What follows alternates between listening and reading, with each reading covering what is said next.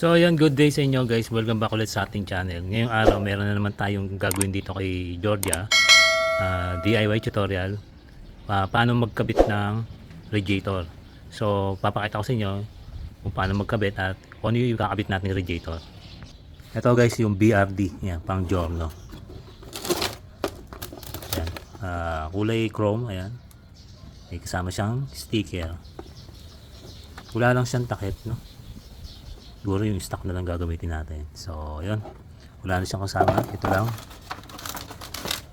Spacer yata to.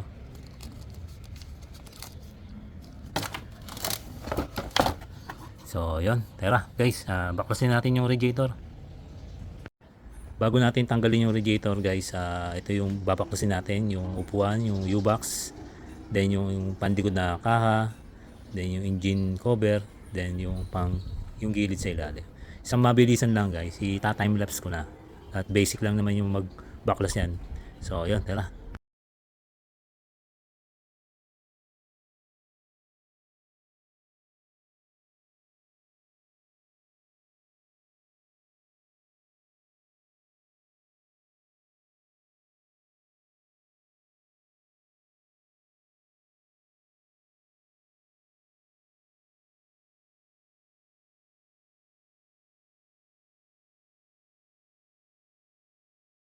So, ayan guys, na-backlash na natin.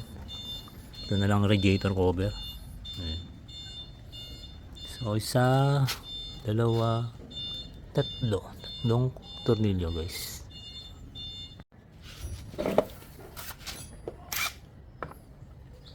Di kasya. Masyado maliit. I-range lang.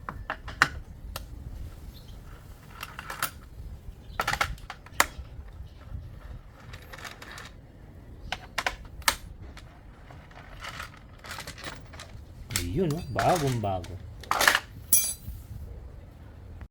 So ayan guys, bagong bago pa yung ating radiator. Wala pang kaputik-putik o watermark. So bali 4 na tornilyo guys. Isa dito, dalawa, yan, 3, then 4. So bali dalawang malaking hose, isa dito sa taas, saka dito. Then dito yung maliit papuntang reservoir. Ayan. So yun, tanggalin na natin. Bali i-drain muna natin yung pinaka-coolant niya bago natin matanggal para hindi sayang. Pero hindi naman yun ang gagamitin natin, may bago tayong coolant. Bali ito muna tatanggalin natin guys, yung pinaka-clip dito sa ilalim ng hose.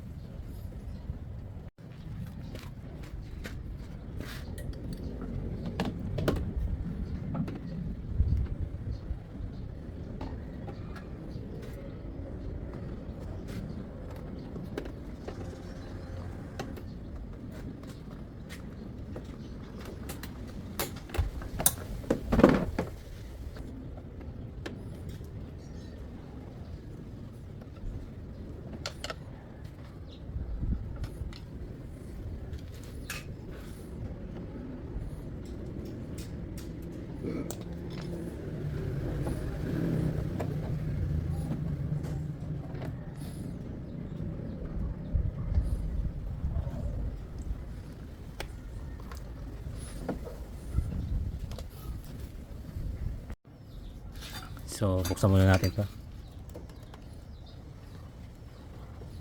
para lumabas yung ulan.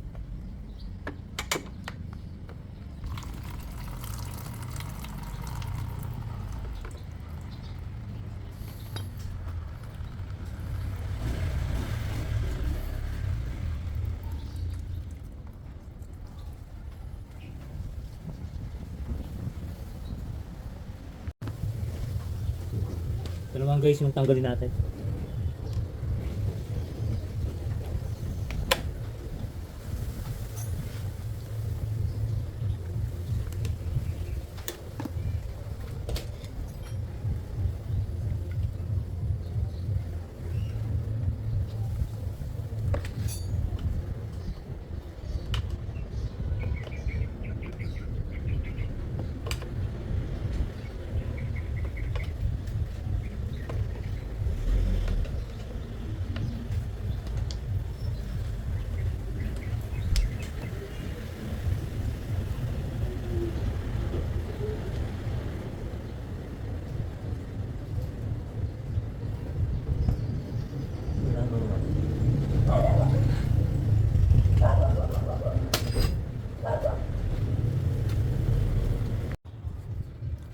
Tara, tanggalin natin yung radiator guys.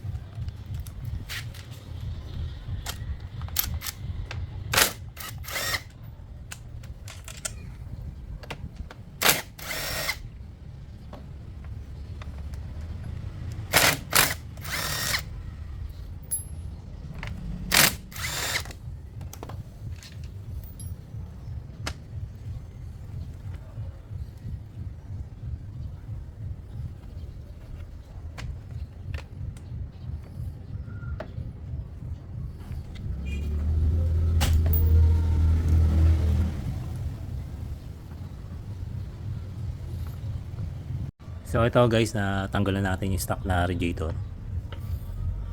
Ayan. At ito naman yung BRD kakabit natin. Ayan, mas makapal. Then yung lapad niya is pares lang naman guys. Ayan. Then yung haba pares lang kasi yung tornilyoan yan sakto lang. So yung kapal lang naman yan. Ayan. So mas maraming capacity ng coolant to compare dito. So ayan, kabitan natin to guys. Ito ang ating pan, ayan, malinis na malinis. Ayan, natatanggal kasama pala ito dun sa tornilyo na 4.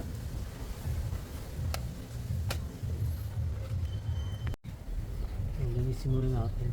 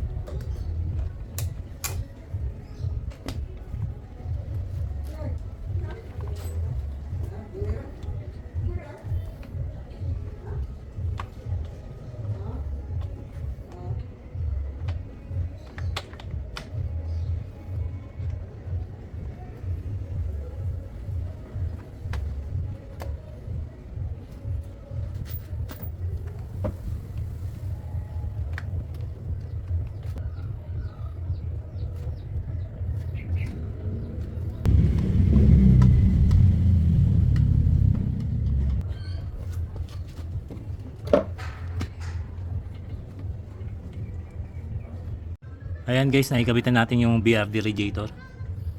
Plug and play lang naman.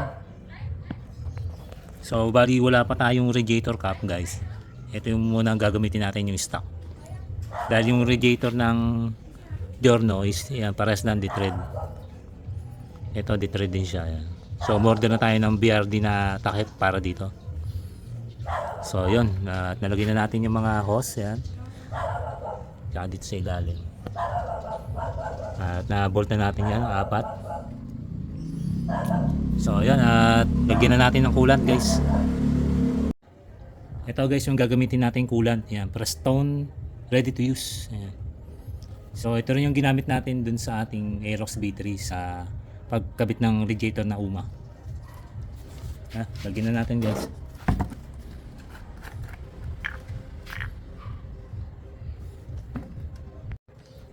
So dito pala tayo maglalagay, mahirap maglagay doon guys. dito na lang sa ano, lagayan niya mismo ng ulam sa may reservoir.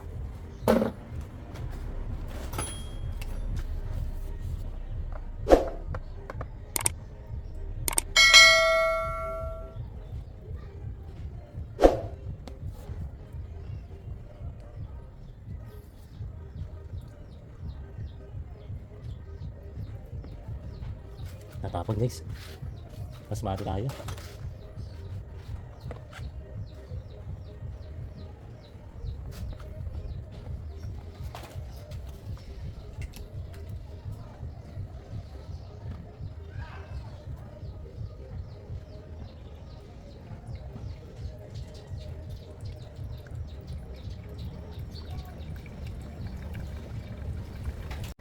Ayan guys, tignan nyo rito, may lalabas na kulat.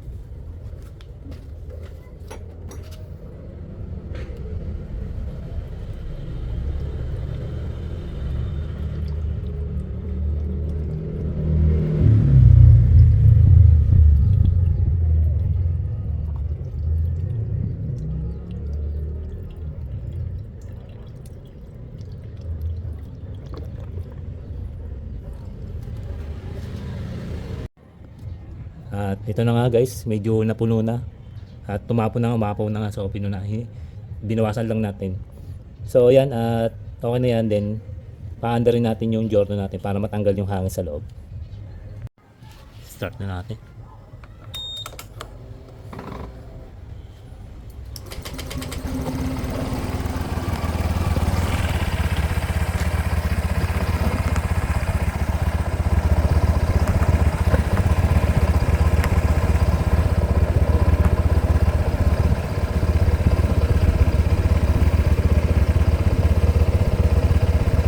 Tingnan natin kung may bubulwak ba.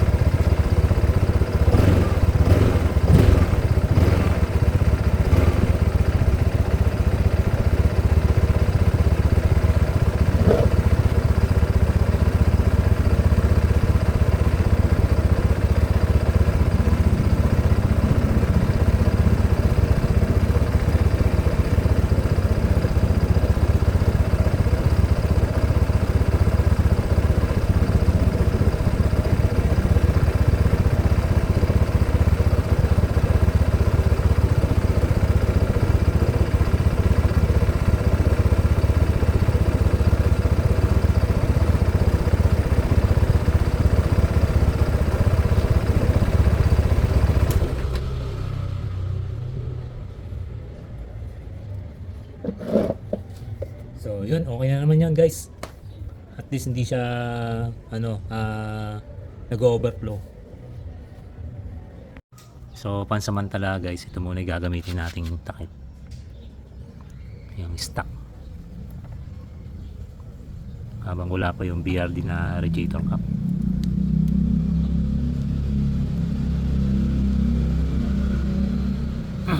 Alright, yan. Saktong sakto. Walang tagas guys, walang leak.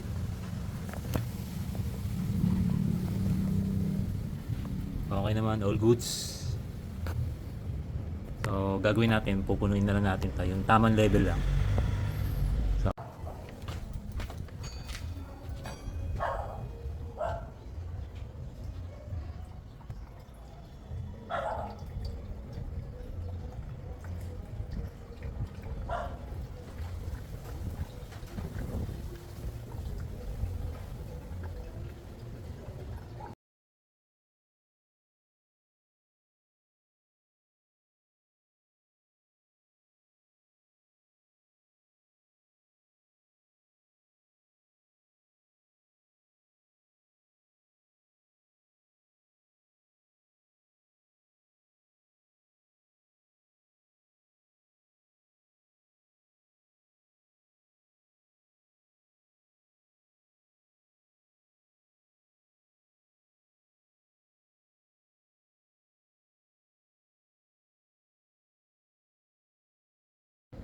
So yun guys, natapos na tayo sa pagkabit na radiator.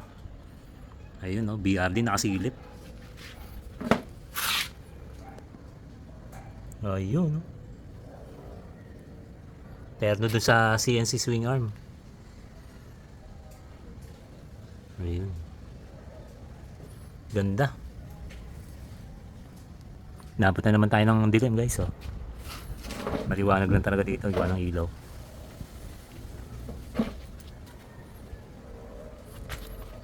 Yun oh. So ayan guys, dito na nagtatapos yung ating video sa pagkabit ng radiator tutorials or DIY. Sana may natutunan kayo guys at sana patuloy pa rin kayo sa pagsuporta sa aking video sa mga gagawin natin vlog, mga tutorial, mga DIY. Sana nakatulong sa inyo guys. Sa mga hindi pa nakasubscribe dyan guys, please subscribe na po kayo, then pahit na lang yung notification bell para updated kayo sa mga videos na gagawin natin guys. So yun, salamat po mga ka-Giorno, ride safe.